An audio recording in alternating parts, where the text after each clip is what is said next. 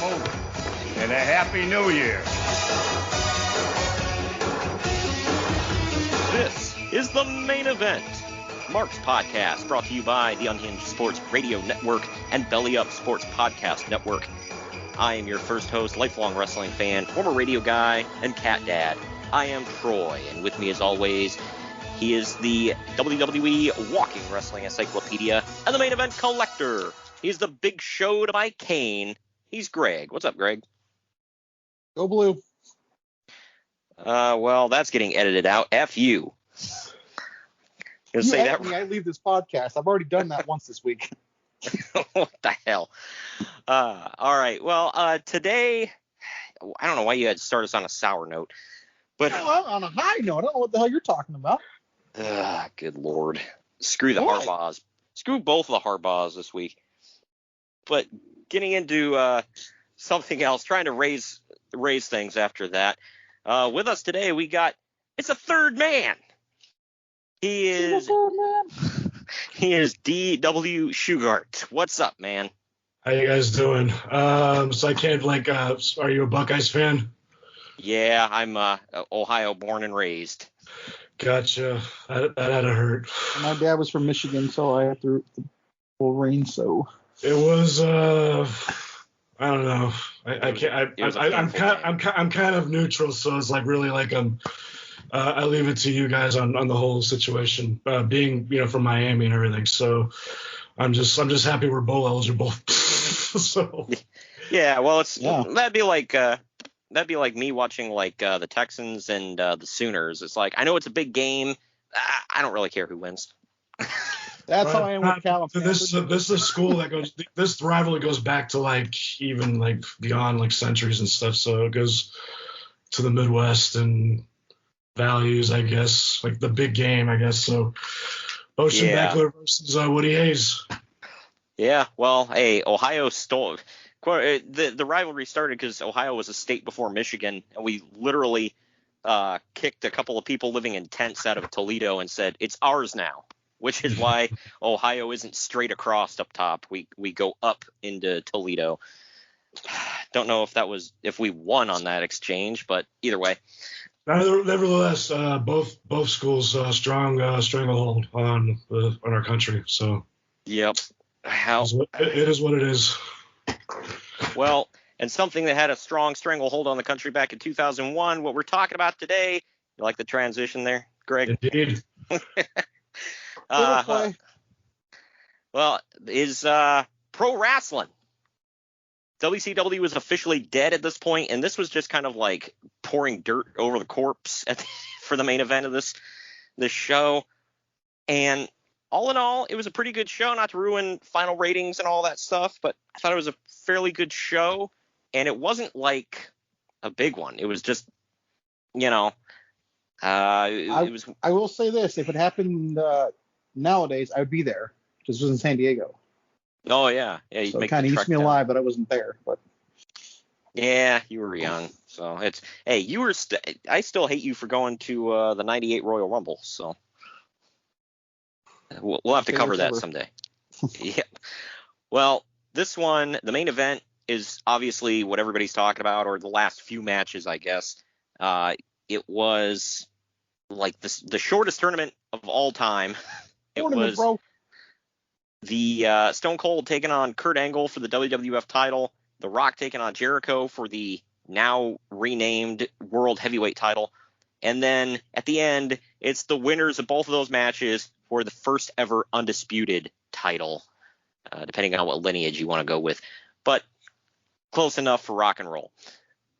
Either way, I had fun watching this, going back to 2001. DW told me he was a big wrestling fan during this period. I gave him the choice. I said, which show in December do you want to hop on? He chose this one. I said, good choice. So it definitely fitting too.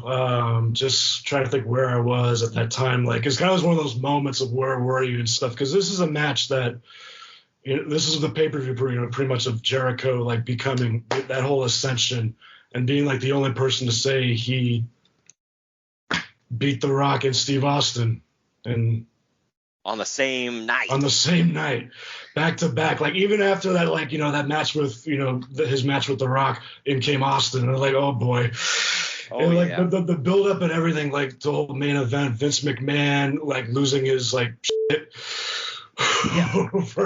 over like with Flair coming back, entering Flair in the whole picture, thinking like he took over, destroyed WCW, was finished. It's all the Vince McMahon Kiss My Ass Club, and a lot of that was pretty much the aftermath of him receiving probably much the best kiss your ass moment on Rikishi's keister. Yeah, they played replays of that for years and years. Oh man. Yep. Yeah. So there was a lot of big things happening around in 2001 as a whole. Around this time, definitely as 2001's winding down, be it in the wrestling world or a lot of big things happening in the world as well around this time. So we'll get into it. And before we get into all the news and notes, though, we're going to take a real quick break and let you know that the Main Event Marks is sponsored by Fanatics. Get all of your officially licensed sports gear at Fanatics at fanatics.com. You can click on the link down in the podcast description, and that will take you right to where you need to go. You buy all your sports gear and let them know that the Main Event Marks and the Unhinged Sports Radio Network sent you. Also, we are sponsored by Swift Lifestyles. They are clean energy drinks and focus enhancers, great tasting vitamins, and big brain nootropics that are made and shipped from the USA. Go to swiftlifestyles.com and use our special promo code MAINEVENTMARKS, all one word, for 15% off your order. I also want to let you all know that we have a Linktree account. If you go there to our Linktree, you're going to see all the links that you need to see for our social media, be it Twitter, Instagram, Facebook. It's all there. If you go to linktr.ee/main event marks, the Linktree also has links to all of our merchandise on our Bonfire and Redbubble stores. You can go there and check that out. All the links to our YouTube and all of our podcast links so you can listen and watch wherever and get great bonus content. You just make sure that you subscribe when you go there and follow us on all forms of social media so you don't ever miss a thing. That's linktr.ee/main event marks. But now we're going to take our first break of the podcast. When we come back, it's news and notes time. Right after this. Follow us on Twitter at @main_event_marks, Instagram at @main_event_marks, and at Main Event Collector, and Facebook at facebook.com/main event marks pod. Get ready to rumble in your new Main Event Marks merchandise. We've got t-shirts, hoodies, masks, hats, stickers, pins, and much more on our Redbubble store. That's maineventmarks.redbubble.com. You can also pick up some awesome clothing items with the latest updated show graphics on our Bonfire store. That's bonfire.com/store/main event marks. Support your favorite retro wrestling podcast and pick up some cool swag on our Bonfire and Redbubble stores. That's maineventmarks.redbubble.com and bonfire.com/store/main event marks. The Main Event Marks are available wherever you get podcasts. Go to our Linktree at linktr.ee/main event marks. And we are back. And we're back. Another quick timeout to just remind you to go to linktr.ee/main event marks. That's our Linktree account. You can follow us on all forms of social media, Twitter, Instagram, and Facebook. You can check out our YouTube channel. You can see all of our podcast links from various platforms. And you can go to our Bonfire and Redbubble merchandise stores. All that is right there on our Linktree. That is linktr.ee/main event marks. All right. Well, time to dive into the news and notes from December of 2001, early December, actually. So we're a few weeks away from Christmas. First thing here, WWF has once again set a date for the planned roster split, and now it's set to take place on the January 7th edition of Raw at Madison Square Garden. ever since buying WCW, the company had talked about splitting the rosters, and they have repeatedly made plans for a draft, only to postpone those plans over and over again. At this point, the idea has been booked and then scrapped so many times that people within the company are doubting whether this January 7th draft will actually happen. It actually does not, as it gets scrapped yet again. Yeah, something that they clearly planned for the show that didn't happen, but I think it all worked out. But yeah, so it gets scrapped again, and it doesn't happen until March. The current plan is still for Raw and SmackDown to run as separate entities, with Rock on one show and Austin heading up the other. One owned by Vince, the other owned by Ric Flair, and eventually each will run its own monthly pay-per-view. All of that does come to fruition, so. Is there a certain time that, Greg, I'll ask you first. Is there a certain draft that you can point to or roster split era that you can point to and say that was my favorite split? Oh, definitely the first one. Around this time? Mm-hmm. I'm going to say mine was, this part, I think this time was more memorable. My favorite was when they really had the core SmackDown team that everybody talks about, like Eddie Guerrero and Batista and Undertaker and, all them. 05? Yeah, that era. What about you, DW? I'll have to agree with Greg. That first one just kind of had like some sort of like sweetening moment. Unfortunately, Austin was pretty much on wit's end with what was going on. So logistically, that would sound great on paper because that was in a way like 2002, a great year of watching pro wrestling as a whole. I've seen all this whole main eventers and everything and all that and stuff. And pretty much being also a diehard NWO fan, I really was hoping that there was going to be like something like a click thing. Because it was leading towards that, but that pretty much obviously never came into fruition. That was pretty much put on the kibosh for forever. Yeah, and I think Greg and I have talked about it. It's like SmackDown was always like, Raw had its moments, but it seemed like SmackDown was always like the A show. So That's literally how it is right now as we speak. Evidently, yeah.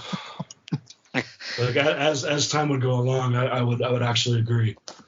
Yeah, because it seemed like it was my thing with like my dad always talked about why he never watched WCW and always chose WWF because he was like, well, let's see what's going on over in WCW. Oh, Ric Flair's the champion again. Time to go back to Raw.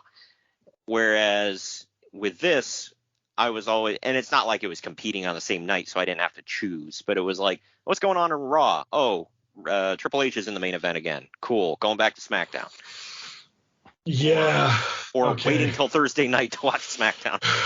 And him just cutting like a pro. He basically just would book in. Like I would actually agree with. That's a good point. He would actually book in the Raw shows. Like he would cut a 10-minute promo where it's just a promo. It's not entertaining. It's just there. Yeah.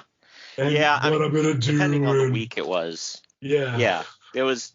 Well, there was one week my dad actually timed it where we sat down to Raw and he's like, Triple H came out and he said, all right, well, I'm going to go make some coffee and get a snack. I'll be, have a smoke. I'll be back when he's done talking. 20 minutes later, he's like, wow, the promo's still going on. Okay. Something else from around this time, kind of foreshadowing. Jim Ross is meeting with Rey Mysterio when they're in town for the pay-per-view next week or, this show. So it looks like there is some interest there, despite previous comments that Ross had made. I don't know. 7 months. Yeah, according to Bruce Pritchard, I think he just said something about the timing wasn't right. Ray wanted some time to heal. He does come back with, braces on his knees, so he's obviously pretty banged up in 2002, but nowhere, he's still going to this day, so obviously he figured out something. He had a heel. Good Lord. I like it. Dude, yeah, he was all banged up and stuff, but then he'd have the match of the year in 2002. Think about that. The one with Kurt Angle at SummerSlam? Mm-hmm. Yeah. You and I watched that before SummerSlam 2015, remember? I do. Yeah. Moving on here. I honestly thought he was going to have an upset, but... Oh, beating Kurt. Yeah. Yeah, but obviously Kurt pulled it off. But that was a great. That was the opener too, wasn't it? It's one of those. Yeah, it's one of those rare moments where someone loses and they still win. Right. I even liked his feud with the Big Show for a little while. I thought it was interesting. Well, moving on to speaking of Big Show and big guys, a Yokozuna memorial show was held last week that drew a sellout crowd of 1,000 fans, and a lot of WWF wrestlers worked the show. Afa Anoa'i, which is Yokozuna's uncle, promoted the show, and a lot of the family was there. The Rock wasn't able to make it, but Rikishi worked. Oh, well, this is going to sound bad, but it's like, oh, we couldn't get The Rock. Hey, but we got Rikishi. It's okay. And I like Rikishi, but whatever. It's like nowadays, we can't get Roman for this, but, we can get Nia Jax. Oh, good Lord. Hey, we couldn't get Roman Reigns, so we got one of the Usos. Jay. We got Jay, not Jimmy. No, you can't get main event Jimmy. Yeah, right. Hell no. He was going to be a star now.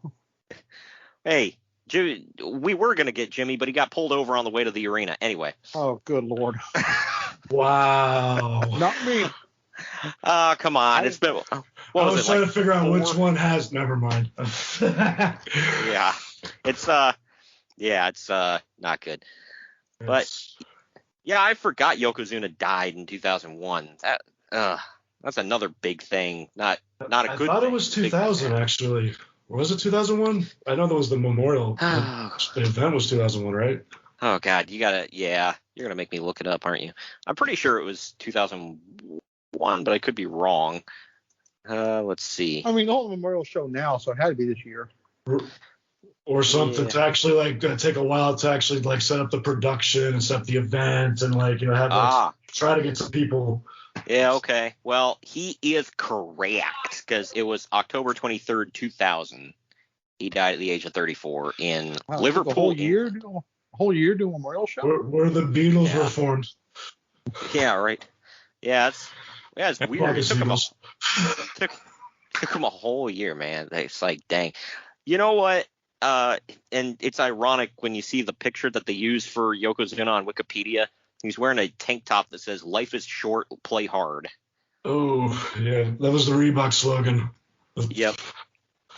Man. Did you know that Roman's man bun is a tribute to Yokozuna? Seriously? Mm-hmm. Wow. That was his uncle, right? That sounds right. Or cousin? I don't know, because Afa's his uncle. So that would make him Roman's cousin, I guess. Like a distant cousin. Yeah. Dude, that tree has like 70 million branches. Yeah. Somehow The Rock is in there. Throwing Superfly. Yeah. Yeah. I think is Snuka in that? I think he is. It was like a blood brother from the High Chief. Oh wow. Sheesh. Well, going down south here in OVW, Leviathan is now working as a babyface and recently won the OVW heavyweight title that he later loses to Prototype. To anybody what are losers ever going to do? Yeah. To anybody that doesn't know, Leviathan was Batista and Prototype was Dom's brother in the Fast and the Furious.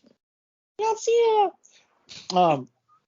By the way, if anyone hasn't watched the Ruthless Aggression documentary on Peacock, it's amazing. And it talks about them in OVW. Bruce Pritchard had talked about the first time he met John Cena was when he was training out in California under the Prototype gimmick. And he was like, he did like the full gimmick when he walked up. He's like, "I am Prototype." Like he's a robot. And he said Bruce said something to him like, "Lay off the roids, kid," or something like that. And he said apparently that personally offended John Cena for years to the point where he hated Bruce. Like, yeah, I'd be pretty pissed especially because he supposedly was never on roids. He was just a workout freak. So pretty bad when that's a stigma nowadays. You can't look buff otherwise unless you cheated. Yeah, right. That's a strict diet, brother love. Yeah. Oh yeah, Bruce is on a strict diet of pizza. Well, he lives in Texas, dude, so he has meat for dinner one night, probably. Oh yeah, he's got his barbecue pizza. Oh goodness. Well, and apparently he loves Mexican food, so he loads up on burritos. I just told you he's from Texas. Yeah, there you go. I can say that I'm part Mexican. It's fine. You can't. Oh yeah, no, we got to cover. I can say stuff about Italians. You can say That's stuff true. about Mexicans. There you go. But we can only go half hard. We can't go full in the paint. No sugar. That's okay. Yeah. This is kind of a sad story involving OVW, but following his recent heart attack, Russ Haas has been cleared to start training again in about a week. He's been doing therapy, and every cardiologist he's seen has given him a positive review, and he's expected to be back in the ring by January. This never happens, unfortunately. He dies about a week after this from another heart attack. How do you get, and I know they can't predict everything, but how do you get a clean bill of health from multiple cardiologists saying, oh, you look great, and then you have another heart attack in a week and die? Good Lord, man. It's rough. I don't know. Like I say, only God ain't wrong, so. Yeah. That's rough, though. Could be genetics. Yeah. Good thing Charlie didn't inherit that. I mean Russ was the bigger one, I think. No, I think Russ was the older, bigger one. Yeah. Possibly when Charlie was pretty much like lighter, but not as like that, and I guess Russ might have been like the one that everyone was kind of shooting for, kind of like the David Von Erich, I guess. I don't know. I didn't know for a long time, because he obviously passed away way before Charlie Haas ever came to WWE.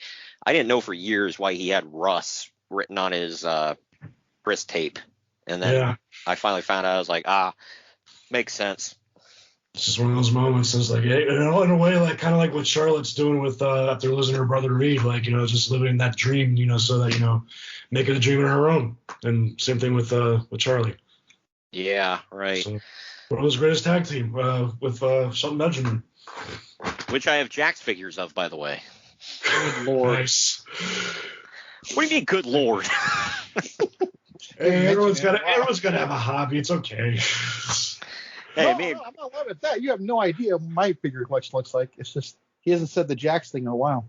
Yeah, I got to slip it in there. We have a T-shirt over at our on our Bonfire store. If anybody goes there, Bonfire/store/main event marks, you can get some sweet swag. One of them shirts says, "I have a Jax figure of that." It's the old scratch letters from the WWF. I think you'd like it. If you're a collector, that is. I'm not sure everybody would get it, but I wonder if I can get a shirt that says I'm the Stephen Curry of Mattel figure collecting. Good Lord. I don't even know what to say about that. Who was How it? about Hasbro? I do not have I have one Hasbro, actually. I think Walmart's trying to redo, I think they're even meshing Masters of the Universe with WWE figures. There's even Jake the Snake resembles Skeletor. They just ended that, actually. Now they're bringing back Remco's, the old AWA style. Wow. Well, doesn't Zombie Sailor do it? Zombie Sailor's doing Hasbro style. Right. Yeah. Those are pretty sweet. I'm gonna get the Cardona and Myers one. That's about it, probably. Of course, gotta get those. Bare minimum Brian and my inspiration. Broski.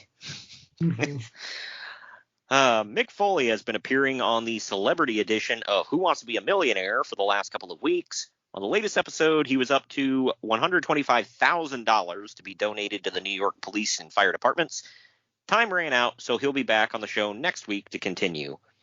Well, nobody ever said Mick Foley was a complete idiot. Surprised he got all them shots to the head. You can lose something. Yeah, I know. I mean, it's obviously catching up with him now.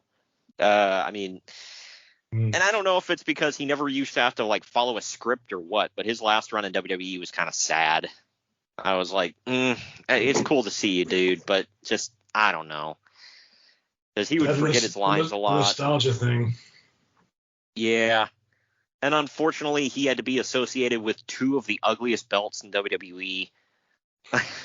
he got. Yep. I was in the Barclays when they unveiled that thing, and we all were part of the booing. Yep. that Whitworth title. Wow. And then and didn't he introduce the 24/7 title? Yeah, I was thinking about that one. Yeah, the 2 belts. Wow, the 24/7. That was hideous. Oof. I mean, they're trying to go retro nostalgia, like pre Hogan, like when Backlund held the title, but still, like it's the 24/7 with what? What are you trying to? Another belt with what? What are you trying to compound about it? I guess I don't know. It's for the geeks to buy, I guess. Like, yikes. Yeah, Greg loves it. I think it's fun.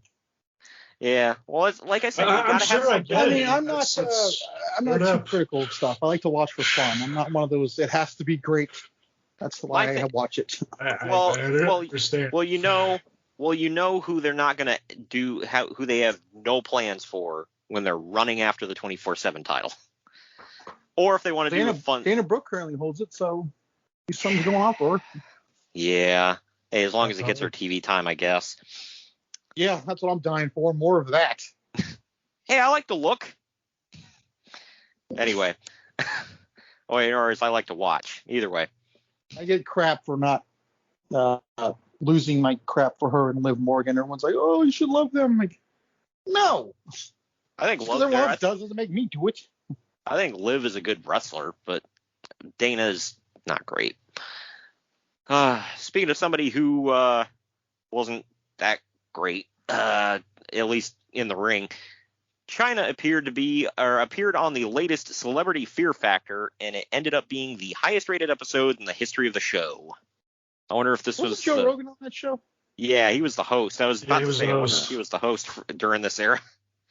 He might have been, because he was doing obviously the stand-up wasn't there, but he did news radio for NBC, and I guess I might have like given that call. I don't know if Fear Factor was an NBC Universal produced show, but I just remember first saw him as when him and Doug Stanhope were hosts of the Man Show, but that wasn't for a few years. So, but I think he was the host of Fear Factor. Yeah, he hosted Fear Factor for a while. I know that they got kicked off the air for there was a segment where somebody had to drink something, and I'm not going to repeat it because it's so effing disgusting that they got kicked off the air for it. So there you go. It's about Jackass now, by the way. Say what? It's Dr. Joe Rogan now. Oh, that's Aaron Rodgers. Good Lord. Oh. Moving on from that. I'm not even touching that one. Ted Turner was part of a big press meeting this week where he said that if he knew what he knows now, he would never have sold Time Warner in the first place. The Time Warner deal with AOL essentially stripped Turner of all of his power in the company. Yeah, you don't hindsight is 2020. Yeah. They're putting it in pasture. Yeah. Because Eric Bischoff talked about that, where he was like, at the end of WCW, he was like, I couldn't even go to Ted if I wanted to, because Ted was being ousted from his own company and didn't even realize it. Like, yep. That's what you get when you get too big for your britches, man. And now the Braves are the world champions and is wrestling on TNT. Some things never change. Right? And according to Eric, Ted isn't doing so well mentally, so I wonder if he even realizes what's going on at this point. Yeah, he's getting up there, isn't he?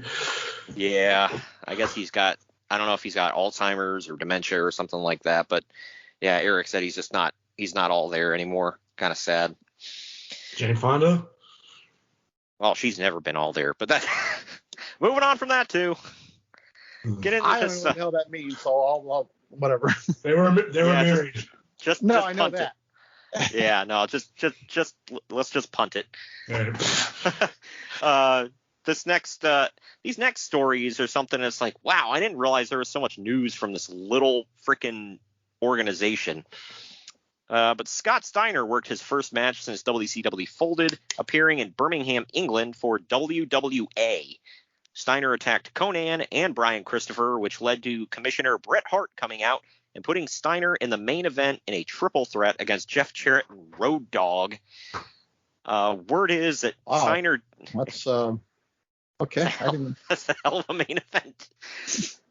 Word is that Steiner didn't do much because he's still really messed up from all of his injuries. He mostly stayed out of the way or helped Jarrett double team Road Dogg. Wow. Well, like that, he had a 25% chance of winning that match. Wow. And 95% of Road Dogg getting the crap beat out of him. Yeah, why would you, like, look, I'm a Road Dogg fan, but it's like, is he really, like, good enough to be in your main event? And if so, maybe your roster's a little light. Speaking of which, I mean, he was also coming off of his drug problems too at that time, wasn't he? Yeah, I agree. I remember that too. Because they had him teamed up with K-Quick when the Ron Killings when he was K-Quick. Right before he left WWE or got fired or something. For I guess like outburst or whatever, he was in the right frame of mind, so to speak. So I guess this might have been like obviously sabbatical from. Well, my dad met him at the Atlanta airport one time and was talking with him, and this was when he was in TNA, and he said something. My dad said something to him about it. He's like, oh, you used to have dreadlocks or whatever. He's like, well, yeah, I shaved them off when I went to prison because I didn't want to be somebody's bitch. Good Lord. I was like, wow, that's very candid of you. I don't think the former Marine is going to be somebody's bitch in prison, but you never know. Probably not frame of mind, perhaps. When you get older, you lose it, okay? You're not going to always be an ass-kicking Marine. I feel like people forget that. Yeah. Just because you learn it doesn't mean you hold it for your entire life. I mean, he got to serve. He got to serve, too. Got to see some action in Desert Storm in the early 90s. Yeah. So, right even before he broke in the industry, it's just the name Armstrong. He's just on that family name, Armstrong. Yep. He had a couple matches in WCW even back in the day. Keeping on with the WWA stuff here, though, the company is currently touring all over Europe right now. They're also still having the announcers do commentary live over the house microphones so the crowd can hear it. During a Psychosis match, Conan was doing commentary and joked that Psychosis, quote, looks like Michael Jackson without the little boys. Wow, you really said that. It's Conan. Of course he said that. Oh, my God. And that apparently drew some laughs from the crowd. Brian yeah. It's like, don't know what to say about that one. I feel like him and Disco should just not be doing podcasts anymore, by the way. Why? Because they say the same kind of stuff. Oh, well, yeah. I think that's why people listen to them, because they just, like, you never know what the hell is going to come out of their damn mouth. But Brian Christopher... Disco? Oh, yeah. Well, Brian Christopher is still doing his too cool gimmick with the glasses and the dancing. When they were in Ireland, Stevie Ray was supposed to cut a promo bashing U2, because they're in Ireland. But when he got the mic, he actually forgot the name of the band. It's literally a letter and a number. U2. Here's my thing. Is he really in position to be bashing anybody? Right. We talked about how... You were the guy that was famous for tagging in Booker T. Hey, he was in a War Games, all right? You watch your mouth. Yeah. In London, Scott Steiner started making fun of former Beatles member George Harrison, who literally died 4 days earlier. Yeah. Oh boy. All of the shows drew fairly well. Hold on. Do we know that he knows he passed? Because Steiner ain't all that. I believe he did. Yeah, I'm gonna say he did because it's Scott effing Steiner who doesn't give an F. I heckled him one time at Slammiversary 2006. I liked when he was at Conrad Thompson. He said your mother sucks too. He said, shut the fuck up. I said, holler if you hear me. He's like, don't cheer for me. I'm a bad guy. And before his match with Rhino, it was hilarious. If he said something to you, he heard you clearly, so there you go. Yeah, he was just jacked, like, holy shit. Wow. Of course. I like how Conrad Thompson said he got a fan writing in one time that said, because I don't know, I missed the joke, but Tony Schiavone would call him meat cube, Tony and Conrad call him ham cubes. Something about at Shoney's, when he eats at Shoney's, he gets a lot of ham cubes, whatever. And they used to mess with him about it. And one person went up to get his autograph and was like, yeah, could you sign that from ham cubes? And I guess like Scott Steiner was like, you tell that fat ass I said watch his damn mouth. Like, what the hell, man? But all of the shows drew fairly well because of their success in Europe and Australia. They're supposed to, or reportedly looking at running in the U.S. sooner than originally planned. Yeah, that didn't happen. Just throwing that out there. Last thing here from WWA. Kevin Nash is reportedly looking to work tours with WWA starting in February. The idea is that he would get paid $40,000 per tour, with WWA doing 5 tours per year. It's believed that the WWF offered Nash $400,000 per year in a offered deal, but they don't pay travel expenses, and they obviously want him to work more dates. But that was all just preliminary talks, and there haven't been any real serious negotiations between Nash and the WWF yet, because he can't do anything until his WCW deal expires in January anyway. Ultimately, I don't buy that, because he comes in February, so clearly it was a done deal. I'm sure, well, they probably had the deal waiting. It's like, as soon as your deal runs out, sign it. But ultimately, it's Vince McMahon's call, but everyone in the company is said to be pretty negative on the idea of bringing in Nash. Bruce Pritchard confirmed that, by the way. He said when they did almost like a survey of the locker room, people were cool with Hogan coming in. Nobody wanted Nash and Hall coming in because of drama that they stirred up. And then they came in anyway. So there's that. Give Hall a couple beers, man. It'll be fine. Pass out. Well, he had a couple beers, and then he was out right after WrestleMania. Or 20 or 30. Yeah. Unfortunately. Yeah, it's sad. I like how Hogan had a match on WrestleMania X8. Austin had a match on WrestleMania X8. They didn't face each other. And the reason that Nash, Bruce Pritchard confirmed this too. He said the reason that Kevin Nash did not have a match scheduled on WrestleMania is because he was Hall's backup in case Hall flaked on the show. Wow. Or I still want to know how Hall got into Canada. Do they have rules against people with records? Maybe not if it's like alcohol. Well, actually, no. I think he had a really good lawyer that got all charges dropped. I don't know. Because, yeah, I mean, Jim Cornette said he couldn't, like, he got detained for, like, ever and everything searched when he was driving into Canada just because he has, like, an assault on his record from, like, 20 years ago. So, that's nuts. Jacob out too can't get a job, right? Yeah, right. That's what I heard. That's what the internet says, Greg. But that's what the great Brian Last says. Oh, yeah, well, yeah, that's true. And, you must always believe him. Here's another random-ass one. XWF booked their first house shows. They booked the 12,000-seat U.S. Cellular Arena in Milwaukee, and then the Cruel Reality hit. Tickets went on sale, and they sold less than 250 in the first day. Suffice it to say, they're probably not going to fill up this arena. At any rate, they'll be lucky to fill up the first 2 rows of it. It will be the same story in other cities as well. The advertising for the shows list Roddy Piper, Greg Valentine, the Nasty Boys, Buff Bagwell, and the Road Warriors as top stars in 2001. Say those 3 little words. Asses in seats. Shut up and take my money. Oh, man.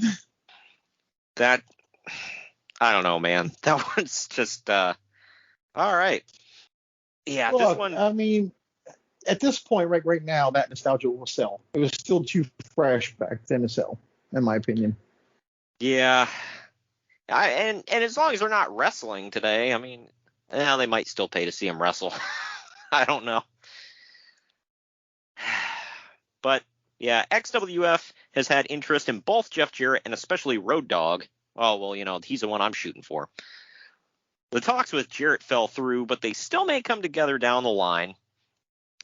Okay, you can't just put a company together in a matter of months.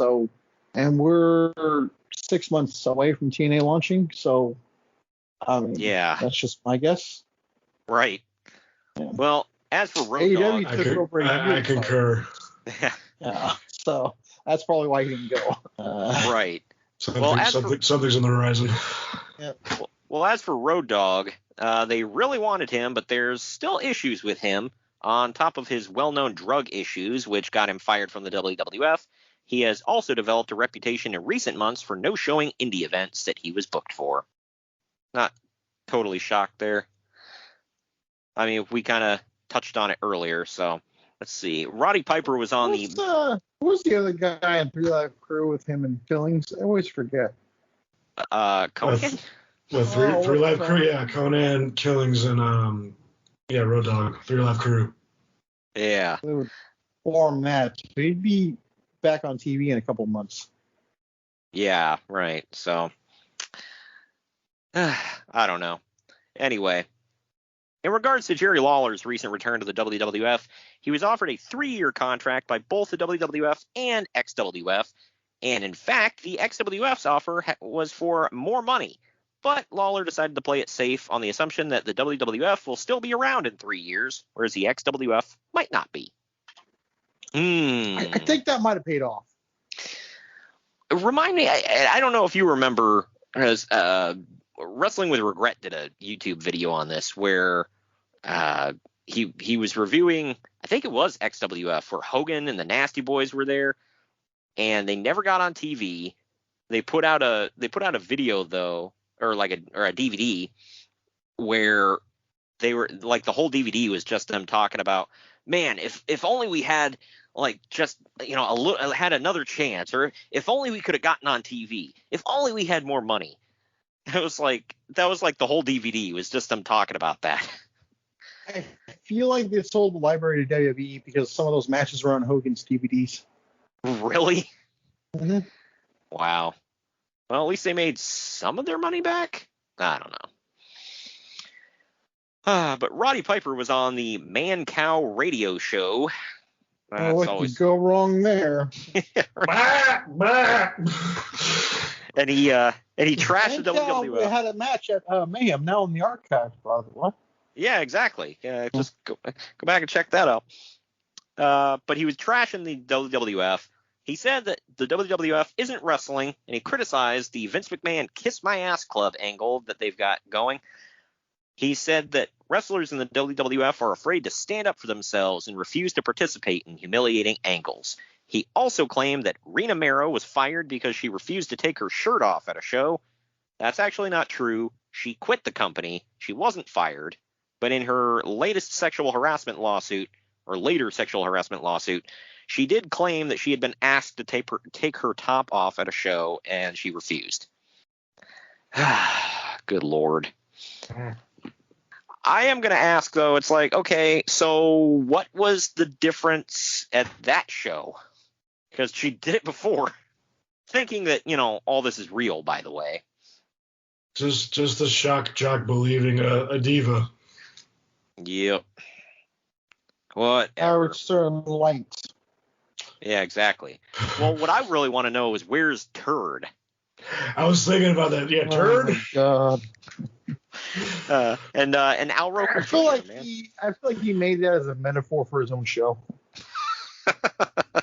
Well, you got to get Turd and Al Roker Jr. together, man, especially when Obama's in eyesight. That was the 90s. Why did you say that on TV? Yeah, I know. Like I told my wife about that. I was like, oh, he sharted like when he met Obama, and she's like, how do you know this? I'm like, because he said it in an interview on TV. I pooped my pants. Not horribly.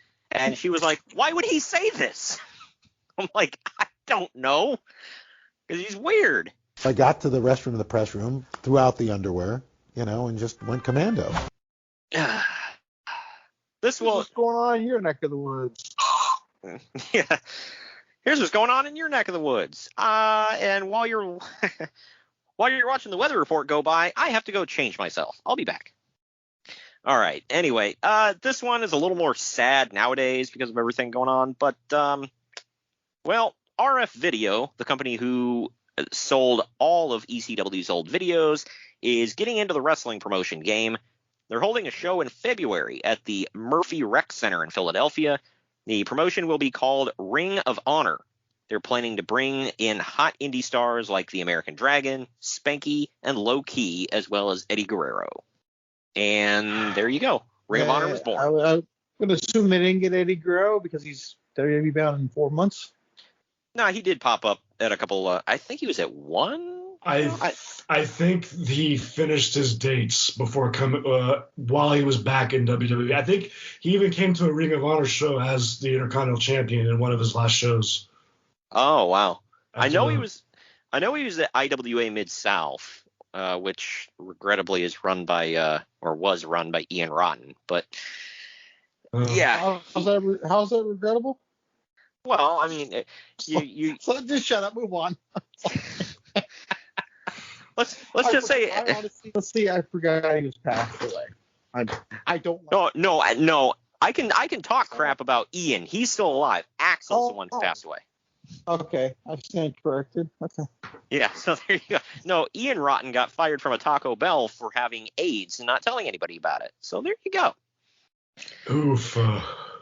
Yeah. Oh, yeah. I'm going to assume he was... You are... He was what? So I'm assuming he bleeds easy, right? He's a blood donor no more. Let's just put it that way. If he's O positive, he's a blood donor no more. Yeah, he's he's something.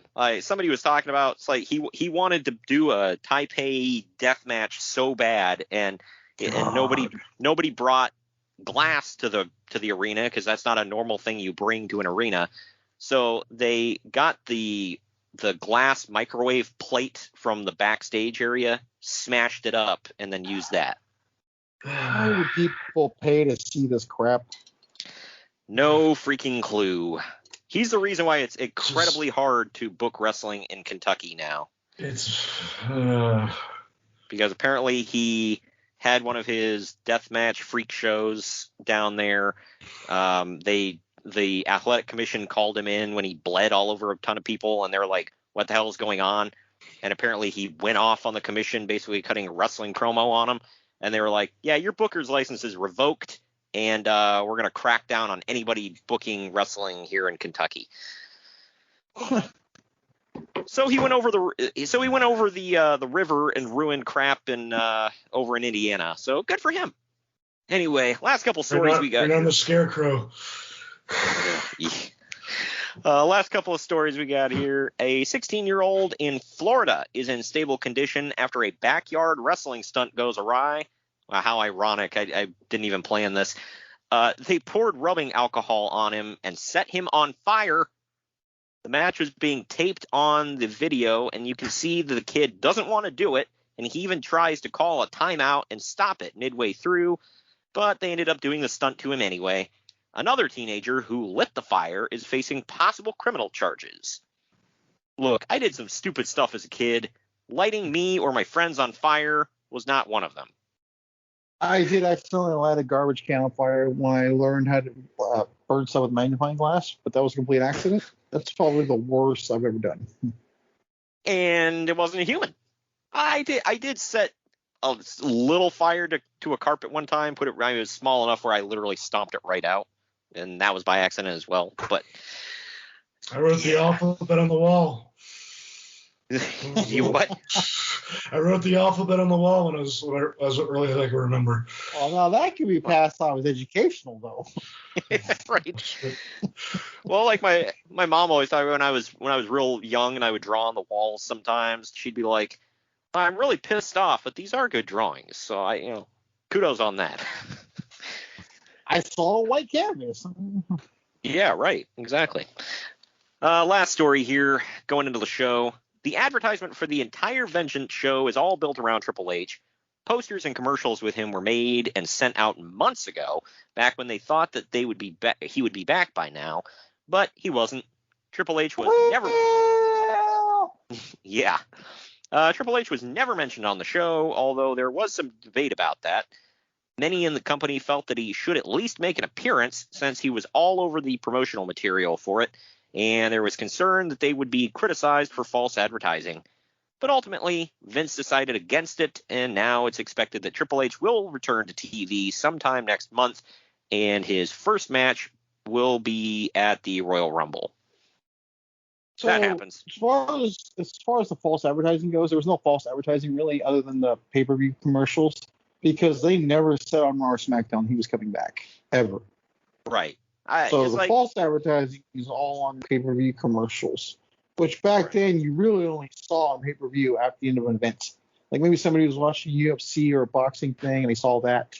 That would be the extent of the false advertising, I believe. Right. Well, and think about now, I've brought up to you in the past, like we were standing somewhere, I'm looking around, and I'm like, I think it was at WrestleMania Access, and I was looking around, they've got like event posters hung up all over the place, and I'm like, why is so-and-so on that poster? They weren't even at the show. Yep. What was there was a TLC, or no, Money in the Bank. It was Money in the Bank that you and I reviewed earlier. I think it was 2011, that the poster for the damn event, it was one of them around that time, but the poster for the event literally had the Big Show and Hornswoggle on it. And maybe the Big Show was on the show, but Hornswoggle was not. I was like, I don't count that as false advertising. It's like they just put people on the posters. But all right, anyway, that wraps up the news and notes. You guys ready to get into the event? Let's do it. I think so. All right, well, we're going to take our next break. Don't forget to visit our link tree, by the way. It's got all of our social media, our merchandise, and all of our podcast links up there. You can go to linktr.ee/main event marks and check us out on there. We'll be right back after this break. Follow us on Twitter at @main_event_marks, Instagram at @main_event_marks, and at main event collector, and Facebook at facebook.com/main event marks pod. This message is brought to you by Belly Up Sports. No, just kidding. This is not an NWO promo. This is just me, Kyle Sullivan, aka Shaggy Von Doom, the host of Here in Puckburg on the Belly Up Sports Podcast Network. I have a hockey podcast where we talk about hockey fandom and the love of the game and where that leads you in this game we call life. Why am I on Main Event Marks telling you about this? Well, what if I told you I had one half of the world's greatest tag team, otherwise known as the Main Event Marks, the one and only Greg, Superfly Greg. He was on, and he was talking about his love of the game. So you might want to come over and check that episode out. And if you like what you hear, you can check out the rest of our incredible episodes with our incredible hockey community, from PHF athletes, ESPN personalities, fathers of NHL players, and a whole lot more. Come by, follow the show, give a like, give a subscribe, and it'd be great to have you here in Puckburg. But enough about me.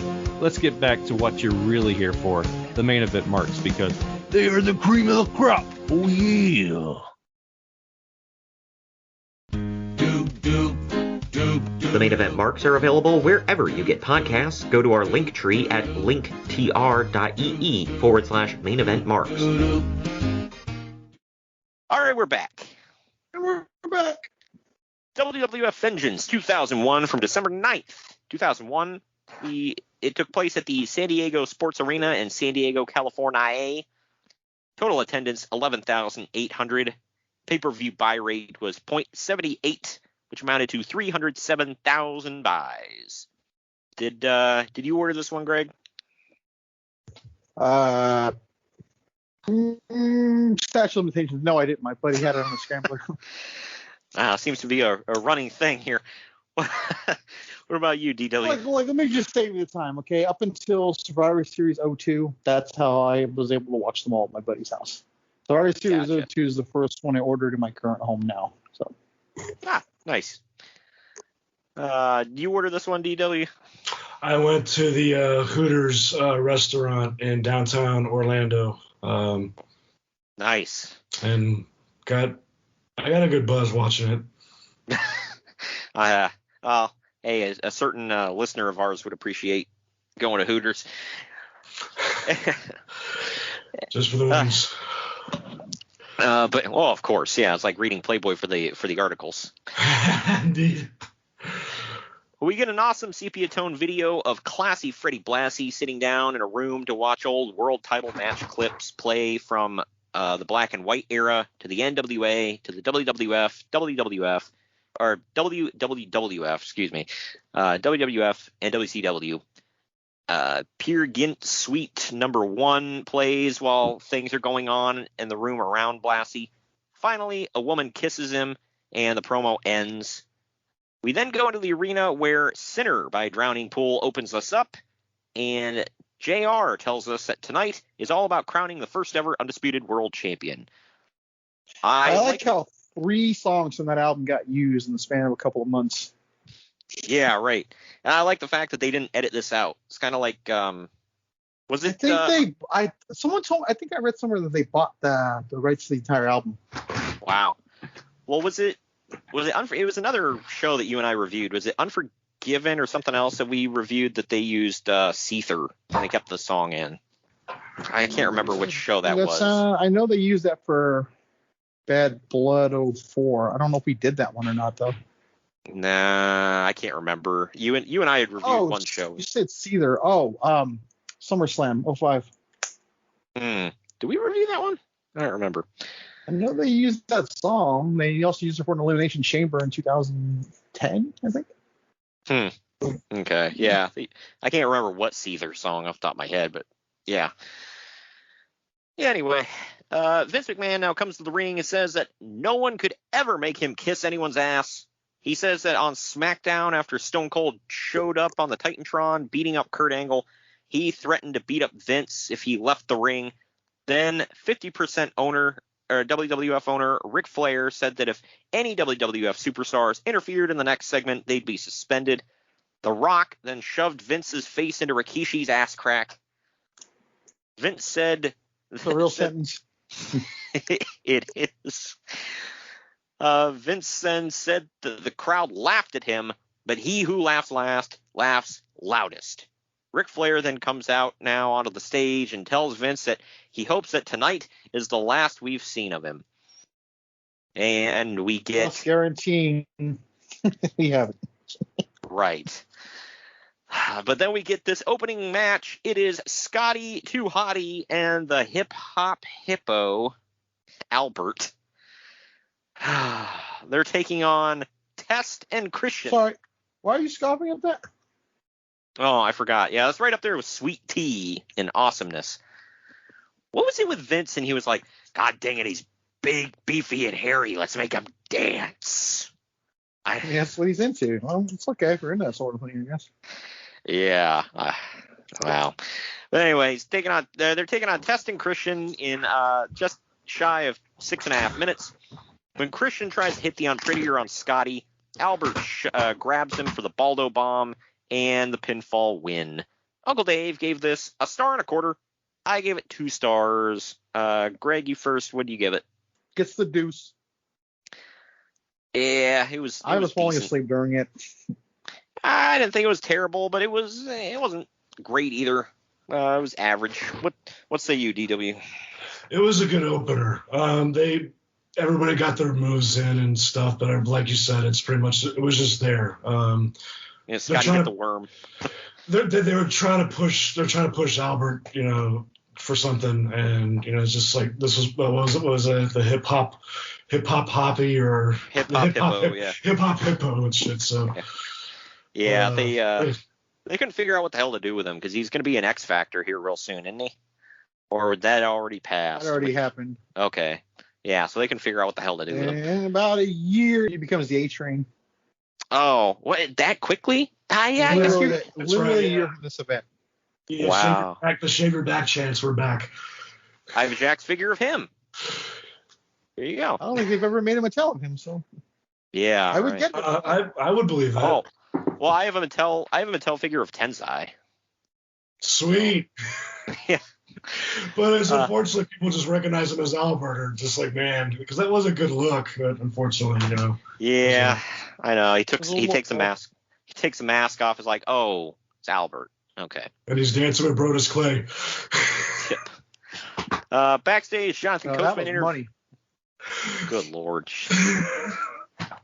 Backstage, Jonathan Coachman interviews William Regal, telling him that his methods are questionable. Regal goes off on Coachman, saying that he's successful. He then says that Edge is great, but he's incurred Regal's wrath, so now Regal will take Edge's Intercontinental title. And then he calls him a little pillock and walks off. But now we have Edge defending the WWF Intercontinental title against William Regal in about 6 minutes. This, by the way, is not a popular opinion, but this is my favorite look for the Intercontinental title. You're right. It's not popular. I disagree. Yes. I'm not. There's something about that. There's something about that 90s belt, especially when Warrior had it, like different colors, and especially when with the title, but still like when Shawn Michaels had that white one, Gold Dust Gold. Yeah, I know. Everybody likes that era, but I don't know. The Rock when The Rock was reintroduced after. I think it was meant to reintroduce it when after Austin tossed it to the river, and then for The Rock to get that title. So. Yep. It's not living in a van down by the river. But anyway, at one point, Edge tries to spear Regal from the apron. Regal moves, and Edge spears the steel steps. William Regal then sneaks around where he hid his brass knuckles on the ring post. When Regal finally loads up his fist, Edge spears him out of his boots and pins him for the win. Uncle Dave and I both gave this 2.5 stars for average. What say you, Greg? I actually gave it 1 because I just wasn't into it, and it was over really quickly. Wow. What say you, DW? They'll have a far better match the next month, actually. I would give it a 3. 3, wow. So we're all over the map on this one. Good psychology. I mean, just Regal just recently became the recipient of the Kiss My Ass Club, and he was trying to toughen his look now too. And that promo with Coach before that match, I thought was money. Yeah, it was funny. I always like call him Sunshine. Hello. It was funny. I didn't. This was not my favorite Regal theme. This was like the evolution of the William Regal theme here. Right. I did like how he got kind of original with the brass knuckles and kept hiding them in different places, though. So that was cool. There was no brass knuckles. He was gifted with the power of the punch. That finish was unexpected too. Yeah, right. Just came out of nowhere with that spear, like, oh wow, okay. So much for the Bucks. Right. Well, according to Uncle Dave, #plans changed. Well, I don't care. And Edge was originally going to lose the IC title to Regal because they're wanting to give Edge a major push and thought that having him chase the IC title would be better than retaining it, but they changed their mind. #plans changed. Until the next month when he actually loses it. Yeah, exactly. So did plans change? Well, yes, Greg, they changed to a month later. He would face Regal 3 straight pay-per-views, dude. So, I mean, how can he change if he's going to face him 3 times? Are you questioning Uncle Dave Meltzer? No, not at all. Who wouldn't question? All right, then. In Ric Flair, I'm still mad I didn't whiz on him at the Sharks game that one time. Right there. Good Lord. Hey, you can say you peed with Uncle Dave, man. How many people can say that? Did he pee standing up, by the way? I don't brag about it. Yeah, I told you I was next to him. So in order for it to not be that, we'd have to both be sitting, freak. I'm trying not to pick. He could have been sitting in the urinal. You don't know. He was standing right next to me, and I missed that opportunity to just whiz on him. Does he drop his pants to his ankles like a little kid? All right, moving on. In Ric Flair's office, he's on his cell phone because everyone is always on a phone in their office in the WWF/E. All of a sudden, Kurt Angle comes in and tells Flair that even though he's a 14-time world champion, he'll never be an Olympic gold medalist, and he'll never be the first ever undisputed world champion. Flair agrees with him, saying, that'd be great. Yeah, it's awesome. Go do it. Before Angle finally storms off and Flair gets really confused and goes back to his phone call. This promo was great. I loved it. He's like, I'm going to do it. Yeah, great. Go do it. Yeah, I'm going to do it. All right, cool. That'd be great. Remember flip phones? Oh, my gosh, yeah. And they're trying to bring him back. I'm like, why? Of all things you could bring back, why? I just like when I remember I saw Flair on that phone. I'm like, man, that was revolutionary at one point. I know. Now it's like, ew, it has buttons. You pull the antenna out also. Oh God, yeah. I know. Now it's like, what the hell is that? It's like archaic. Who would think it now? You know, it's like, wow. You mean you got to use your hands? That's like a baby's toy. Like the Betamax. Oh, good lord. Back in the locker rooms, Lita is stretching in her referee shirt, and Matt Hardy comes in to tell Lita that... Yeah, I served coffee to her once. I'm all over this show. Wow. But Matt comes in and he tells her tonight is a huge night for him because he's going to prove that he's better than Jeff. It's funny to hear Lita say, quote, as your girlfriend, I'm always by your side. Yikes. Right. Yeah, right. And no, he's not better than Jeff. He's the guy who tagged Jeff in. Oh, man. How dare you? He's Big Money Matt. But she then tells... How dare you? Oh, good lord. Delete. She then tells Matt that tonight, as a WWF referee, she's going to call it right down the middle, daddy. Matt then says... whistle for that. Matt says that he wants it called down the middle, and after he wins, he and Lita are going to go out on the town to celebrate. Up next. Yeah, get some of them famous San Diego fish tacos. Yeah, sure. I assume they... They're amazing. I would like to try them sometime. Never been out that far west, though. I'm stuck here shivering. But up next is Jeff Hardy versus Matt Hardy. Special guest referee is Lita. This one went about 12 and a half minutes. I forgot that Jeff used to wrestle in a ball cap for a little while. Matt works Jeff's legs throughout the match. In the end, Jeff blocks a twist of fate attempt off the top rope, hits a swanton bomb. Matt gets his foot on the bottom rope, but Jeff pulls it off, and Lita doesn't see it. She counts to 3. Jeff wins. Uncle Dave gave this a 1 3/4 because, something had to shave off 1/4 of a star. I just gave it 2. It was a big miss for me. What say you, Greg? I gave it 2. Yeah, what say you, DW? 2. Pretty much like I would say even their best outing in the WrestleMania match. Yeah. 25. Yeah. Greg brings that one up too. It's like this one is just nobody wanted it. It's just meh. They were doing that whole dissension between like the tag teams. Like instead of like winning the titles, they were just doing. Jeff wants to do the Daredevil, wants to do like goes for the big Grand Slam home run, and he misses. Right. And just like a lot of like stuff that just the silly part I thought was like Matt, getting in the way of Jeff doing like some sort of dive. It's like, all right, come on, man. Yeah. So it's like it kind of just led towards maybe like there was like did people really wanted to see that? And the answer is no, because eventually it was sold at the Rumble. By Taker. Well, hey, the real question is, can they coexist? Yes. They did. Yeah. Yeah, because Matt realized nobody gave a crap. Moving on. After the match, Matt goes off on Lita for not seeing his foot on the bottom rope and storms out. We now see Trish Stratus knock on the Rock's locker room door and walks in without even getting a response. Trish says that she loved the way that the Rock shoved Vince's head up Rikishi's ass, and she wishes him luck and kisses him.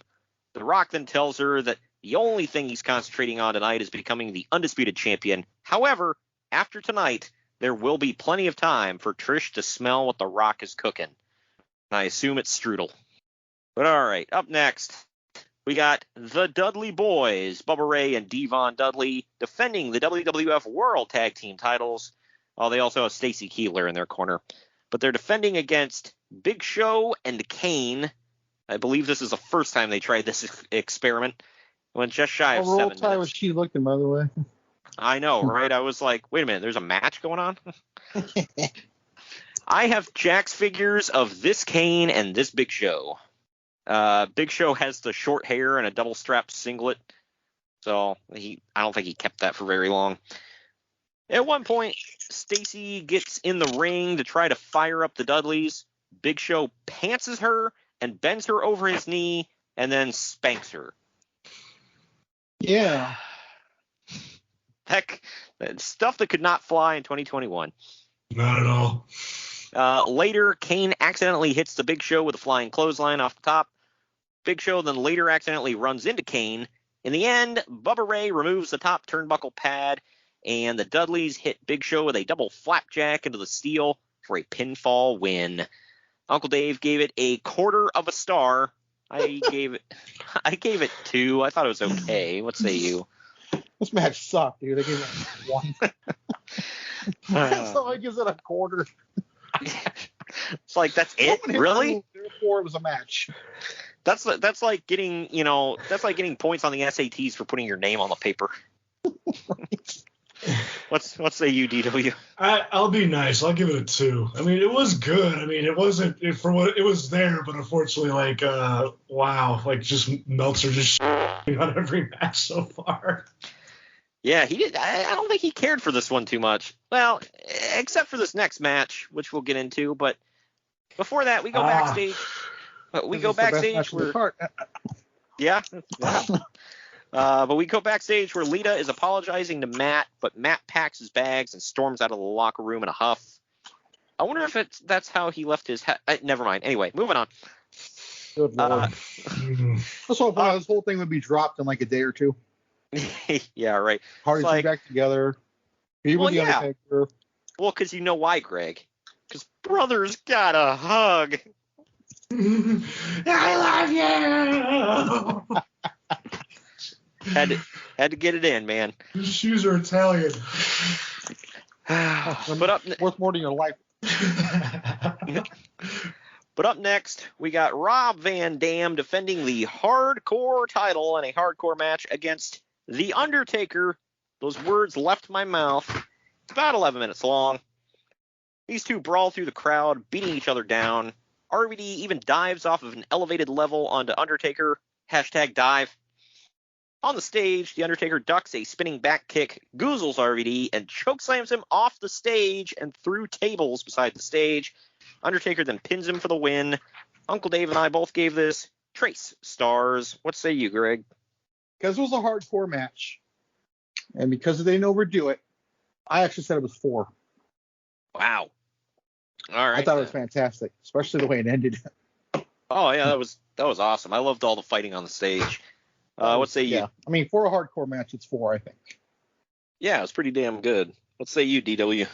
I give the Ed McMahon 4 stars. Yeah. Practically just the fact with Taker's transformation on changing his look, going short hair, like really like I think this is when he was starting to get even more like slimmer, like because when he came back as the biker gimmick, he really wasn't all in shape, but then. When he was rocking, he was really taking this heel persona seriously, kind of being like what Reigns is trying to do now, as being like, this is like my art, I'm the boss, like type of deal. And for some reason, he basically cherry picked RVD as his first victim. Yeah, they said, they knew they had something in RVD when the Undertaker was like, I want him. They're like, all right, and he did great, and they said the Undertaker came backstage smiling because he loves it when somebody takes it to him, and them freaking feet will. I mean, just ask Abyss. He got his front teeth knocked out by him. Just being able to do the stuff like on the floor too, just like shows you what pain threshold RVD has. Oh, I know, and he's still going to this day. So smoke if you got him. And he does. After the match, The Undertaker has a look on his face like, what the hell just happened, as he staggers away with the hardcore title. Back in Ric Flair's office, he's on his cell phone again and gets interrupted again, but this time by Chris Jericho. Jericho says that Ric Flair and no one else thinks that he can win tonight, but he's beaten The Rock twice, and tonight he will be the man. Jericho says tomorrow night on Raw, he wants Ric Flair to crown him the Undisputed Champion. Flair says tomorrow night he will walk down that aisle and crown someone the Undisputed Champion. And then we go to this. It's Trish Stratus defending the WWF Women's title against Jacqueline. This one went about 3.5 minutes. After about 30 seconds into this one, the crowd chants, "We want puppies." After a sloppy as hell struggle, they called a match. Trish Stratus finally pins Jacqueline with a backslide. This was not the Trish Stratus that we all know and love in ring. Uncle Dave gave it a 1/4 star. I gave it a 1/2 star. Sucked. What say you, Greg? A whole star. Yeah. What say you, DW? 1 star. She wasn't there yet, but getting there. Well, she may not have been all the way there, but she was all the way live. I'll say that. Yes, and that transition from diva to wrestler wasn't quite there yet. So maybe the Toronto in WrestleMania 18, I guess. Yeah, not too far off. Not too far off. Yeah, she put in the work, and I mean she improved greatly. Now she's freaking awesome. Yeah, paid off immensely. She's gonna be at a house show in a couple weeks. I'm telling you, we're getting her and Sasha in Dallas. That'll get me excited for multiple reasons. So looking forward to that. But in WWF New York, Rikishi's on the stage holding a mic. He says there for a bit he thought he'd have to have Vince McMahon's head surgically removed from his ass. I like how we get reminded of this 10 times throughout the night, by the way. He then says that now that the Vince McMahon Kiss My Ass Club is officially closed, he's ready to back that ass up again. Cool. Banzai. Do you remember that song he did on WWF Originals called Back That Ass Up? Put a little ass on it, but yeah, sitting on that was it. Vaguely. Yeah, put a little ass on it. Yeah. Oh, lucky you. Put a little ass on it. There you go. It's a nice smooth R&B hit.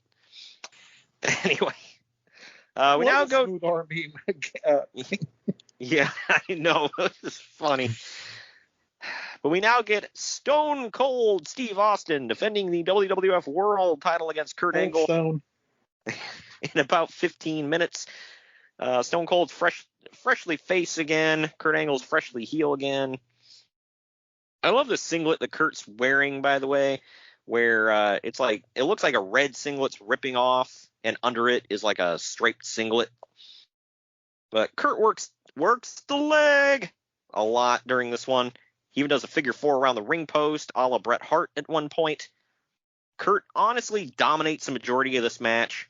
Austin hits 5 German suplexes in a row on Angle, making turnabout fair play. Angle then hits an Angle slam. Austin kicks out. Angle tries again, but Austin hits the stunner instead for the 3 count. Uncle Dave gave it 3.5 stars. I gave it 3. What say you, Greg? 3. DW? 4. Wow. It was damn good. We got a great psychology with both, because obviously, what you could do with Austin. Just seeing Austin wrestle, just seeing what a great psychologist Austin was right throughout that match and stuff. Yeah. Angle too. Yeah, not to spoil anything, but we got 3 great title matches on this card. So world title matches, that is.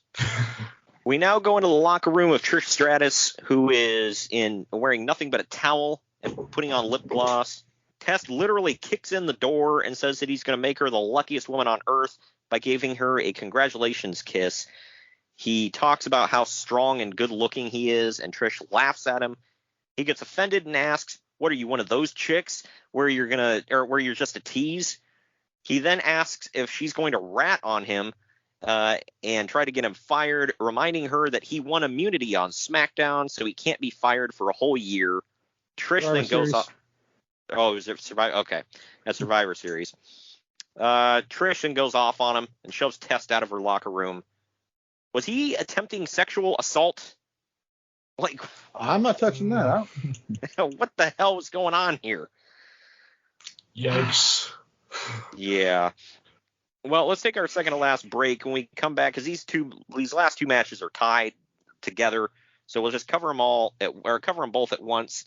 When we come back, it's the last two matches of the card right after this. Follow us on Twitter at @mainevent_marks, Instagram at @mainevent_marks, and at @maineventcollector, and Facebook at facebook.com/maineventmarkspod. Hey gang, it's Commissioner Cooper of TSS Fantasy. We are the fantasy show of the people. Expert fantasy advice, free contests, leading expert medical and legal analysis, and most importantly, you.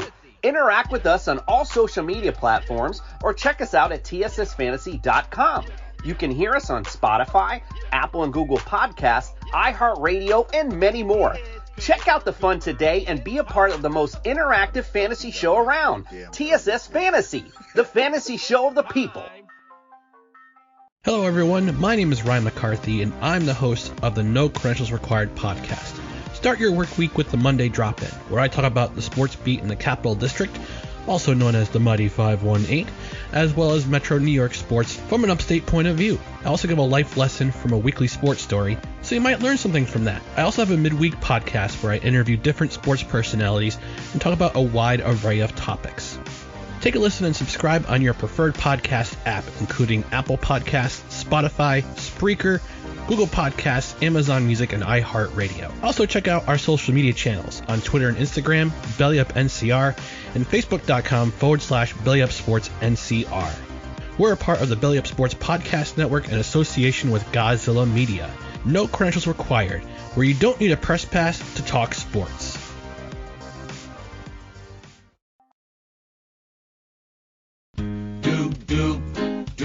The Main Event Marks are available wherever you get podcasts. Go to our link tree at linktr.ee/main event marks. And we are back. And we're back. This one is for the newly crowned World Heavyweight title. They dropped the WCW off of it officially. It is The Rock defending against Chris Jericho in about 19 minutes. At one point, Jericho tries to rock bottom The Rock through an announce table, but The Rock blocks it and puts Jericho through the table with a DDT. Back in the ring, Jericho reverses a rock bottom attempt into the breakdown. Jericho tries to hit the People's Elbow, but The Rock trips him and tries to lock in the sharpshooter, but Jericho reverses it into his own sharpshooter. The Rock gets out and eventually hits the rock bottom, but now Vince McMahon runs to the ring to distract the referee from seeing the cover. The Rock punches him off the apron, goes for the People's Elbow, and then pulls Vince into the ring and beats him up. Jericho low blows The Rock behind the referee's back, hits the rock bottom on him, and actually pins The Rock with his own move. Uncle Dave gave this 4 stars. I gave it 3.5. What about you, Greg? 3. Yeah, it was damn good. I really, really loved this match, but I don't know. I felt like everybody was trying to use each other's moves throughout the night, which got a little annoying. What say you, DW? I give it 3.5. It was a good match, but I honestly thought like their first match where Jericho beat The Rock for the then WCW Heavyweight title before the Survivor Series, just like out of that, pretty much out of nowhere. But still, like Rock and Jericho, they got great chemistry, like just working like from start to finish. Oh yeah, I love these two in the ring together. You can't complain, really. So I loved it. I enjoyed it. Right. Yeah, I hear you. Well, just as Jericho is holding up the world title, the glass shatters and Stone Cold Steve Austin limps out to the ring as Jericho looks shocked as hell and worried. Austin wants to get going right away, but before the match starts, Kurt Angle runs in and blasts Austin in the face with a chair. The Rock then runs in and hits the rock bottom on Chris Jericho before chasing Kurt Angle to the back. We now get Chris Jericho versus Stone Cold Steve Austin for the WWF Undisputed World Heavyweight title in about 12 and a half minutes. The match officially starts with a double down. This one's all action from the beginning, even though both guys are hurting. It's obvious from the beginning that the ref is letting them do whatever they want because they brawl all around the ring forever without a count out. The ref gets bumped and Jericho hits Austin with a stunner. Vince McMahon then gets Nick Patrick to come out to the ring. Unfortunately, he didn't have that sweet, sweet mullet. But Ric Flair dragged... Yeah, I know. No mullet, me no care. No neck brace.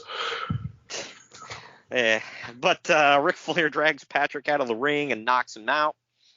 McMahon then punches Flair and throws him face first into the ring post. Austin then beats up McMahon. And Austin locks Jericho into the walls of Jericho, and Jericho taps. But both of the refs are still down. Booker T now runs in with the WWF title, and he blasts Austin in the back of the head. Jericho finally pins Austin, and Earl Hebner wakes up to count the pinfall, giving Jericho the win. Uncle Dave gave it 3 1/4 stars. I gave it Trace. What say you, Greg? I gave it 3 as well. You like this one? Good. What about you, DW? I give it 3. This was a little fact. Austin got the title good back, ending, and that's why Booker had to use the title, by the way.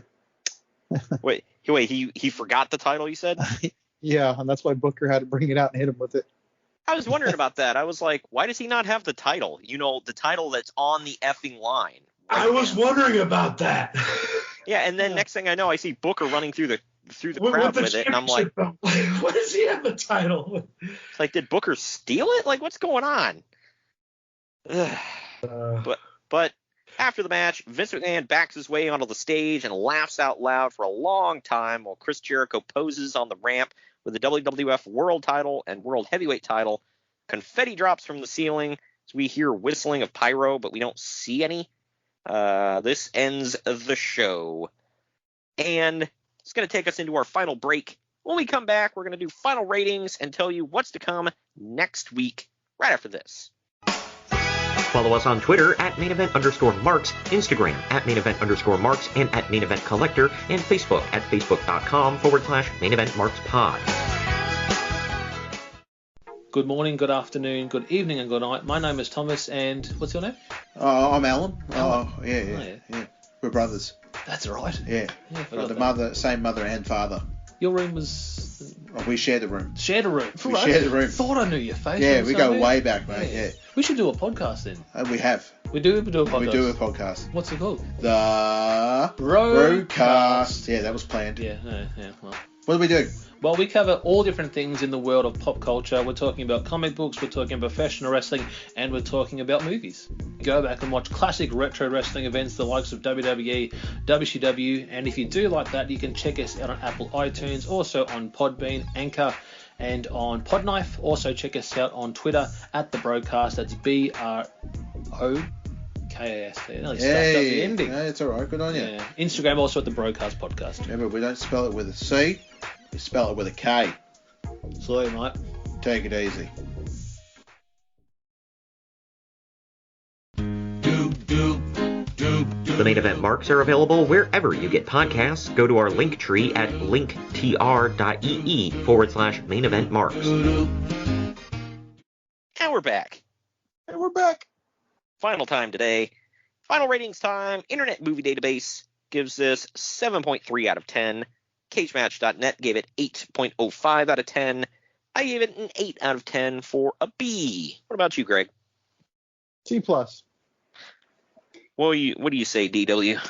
I go 8 out of 10. It was good. Yeah, I really like this one for a quote-unquote throwaway pay-per-view, of Vengeance. I mean, more than half of this card is well above average.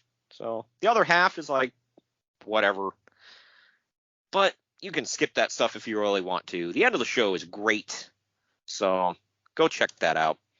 But that winds us down here real quick. DW, you want to promote yourself at all? Right now I'm just on Instagram, the Davo Fly. And that's go from there. Yeah, go check him out. He's a musician, correct? Yes, sound designer, avid nerd of various selective stuff. So pro wrestling is one of them. Yeah, if you want to talk wrestling with him or music or anything else, go hit him up. And always hit us up as well. You can see all of our social media and whatnot on linktr.ee/main event marks. Real quick, next week we are doing something that's only 5 years old. We are covering one of the most recent shows we've ever done. It is WWE TLC 2016. You excited for that one, Greg? A little bit. I haven't watched it back yet. Neither have I. I'm actually going to watch that tomorrow. I'm excited to see what I forgot. But, yeah, next week, I guess we can finally drop it because it's only a week away. Our Wednesday show on the 22nd, a few days before Christmas, is TNA Final Resolution 2011 for the 10-year anniversary. And the December bonus show, freaking bonus, first time ever, we've scored an interview, our first interview, that is. On Christmas, we're dropping an interview with the great John Arezzi. So that's going to be our bonus show of the month. Very excited for that. And, yeah. And then we're going to close out the month, December 29th, with WCW Starrcade 1998, the one that ends with a cattle prod. Hell yeah. Sir, here's a blank check with my name signed on it. Put whatever dollar amount you feel that you deserve on it, and I will pay it. But all right, well, thanks for joining us today, DW. Thank you very much, guys. Yeah, and thank you for joining me today, Greg. Mm-hmm. We'll see you all next week with WWE TLC 2016. Later on. Ho, ho, ho, ho! Merry Christmas!